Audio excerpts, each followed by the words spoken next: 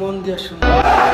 আমার আজকের এই মেসেজটা বরাবর প্রধানমন্ত্রী ডক্টর ইউনূস স্যারের কাছে পৌঁছায় দেওয়ার দায়িত্ব আমার প্রিয় প্রবাসী ভাই বোনদের। মাননীয় প্রধানমন্ত্রী ডক্টর ইউনূস স্যার, জনগণের ভালোবাসা, প্রবাসীদের অক্লান্ত প্রতিবাদ পরিশ্রমে আপনি আজকে এই জায়গাতে এসেছেন। তবে আফসোস, আপনি অনেকের জন্য অনেক কিছু করলেও আজ পর্যন্ত প্রবাসীদের জন্য ভালো একটা কিছু করে দেখাতে পারেন নাই। আমাদের জন্য ভালো কিছু আপনি কখনোই করতে পারেন নাই।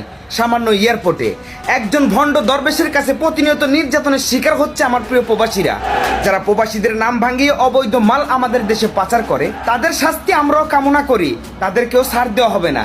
কিন্তু প্রতিনিয়ত দেখেন নিরীহ প্রবাসীরা নির্যাতনের শিকার হচ্ছে। প্রবাসীদের লাগেজ কেটে মাল সামানা চুরি হচ্ছে।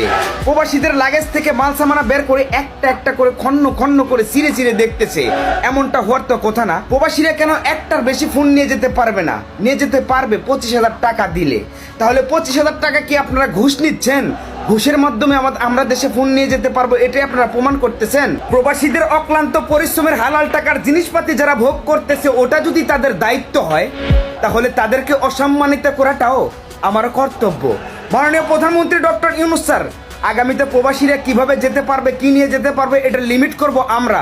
একজন প্রবাসী মিনিমাম 5টা মোবাইল ফোন নিয়ে যেতে পারবে, সাথে 50 গ্রাম স্বর্ণ, সাথে 40 থেকে 45 কেজি জিনিসপত্র নিয়ে একজন প্রবাসী বাংলাদেশে অ্যারাইভ করবে। তাকে চেক করতে হবে কোনো না কোনো স্ক্যানের মাধ্যমে, তার শরীরে বা লাগেজে টাচ করে যেন আগামীতে চেক করতে না পারে।